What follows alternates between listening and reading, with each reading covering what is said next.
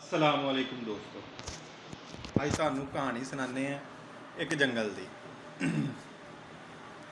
ਕਿਸੇ ਜੰਗਲ 'ਚ ਇੱਕ ਕੁੱਕੜ ਰਹਿੰਦਾ ਹੁੰਦਾ। ਉਸੇ ਜੰਗਲ 'ਚ ਇੱਕ ਸ਼ੇਰ ਵੀ ਰਹਿੰਦਾ ਹੁੰਦਾ। ਉਹਨਾਂ ਇੱਕ ਦਫਾ ਨਾ ਸ਼ੇਰ ਕਿਤੇ ਬੜਾ ਬੁਰਾ ਫਸ ਜਾਂਦਾ, ਉਹਦੇ ਪੈਰ 'ਚ ਲੱਗ ਜਾਂਦਾ ਕੰਡਾ, ਤੇ ਉਹ ਬੜੇ ਬੁਰੇ ਤਰੀਕੇ ਨਾਲ ਫਸ ਜਾਂਦਾ। ਉਹ ਕੁੱਕੜ ਕੀ ਕਰਦਾ, ਉਹ ਨਾ ਖਿੱਚ ਕੇ ਕੱਢ ਦਿੰਦਾ ਉਹਨਾਂ ਸ਼ੇਰ ਦੇ ਪੰਜੇ ਦੇ ਵਿੱਚੋਂ ਕੰਡਾ ਕੱਢ ਦਿੰਦਾ। ਉਹ ਕੁੱਕੜ ਦੀ ਤੇ ਸ਼ੇਰ ਦੀ ਹੋ ਜਾਂਦੀ ਦੋਸਤੀ।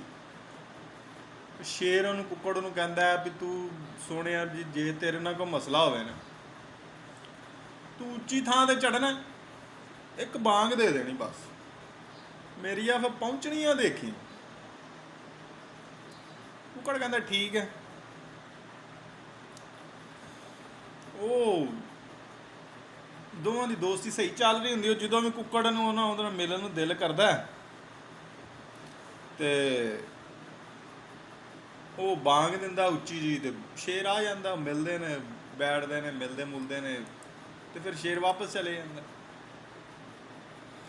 ਇੱਕ ਦਿਨ ਨਾ ਕੁੱਕੜ ਦਰਖਤ 'ਤੇ ਨਾ ਬੈਠਾ ਹੁੰਦਾ ਜ਼ਰਾ, ਤੇ ਗਿੱਦੜ ਇੱਕ ਦੀ ਉਹਦੇ ਨਜ਼ਰ ਪੈਂਦੀ, ਤੇ ਗਿੱਦੜ ਦੇ ਮੂੰਹ 'ਚ ਹੁਣ ਪਾਣੀ ਆਉਂਦਾ। ਉਹ ਨਾ ਕਹਿੰਦਾ ਇਮਾਮ ਸਾਹਿਬ, ਨਮਾਜ਼ ਦਾ ਟਾਈਮ ਹੋਇਆ ਖਲੋਤਾ, ਤੇ ਆ ਜਾਓ ਥੱਲੇ ਆਪਾਂ ਨਮਾਜ਼ ਪੜ੍ਹੀਏ। ਕੁੱਕੜ ਕਹਿੰਦਾ ਯਾਰ ਮੈਂ ਇਮਾਮ ਤੇ ਨਹੀਂ ਹੈਗਾ, ਮੈਂ ਮੁਅੱਜ਼ਨ।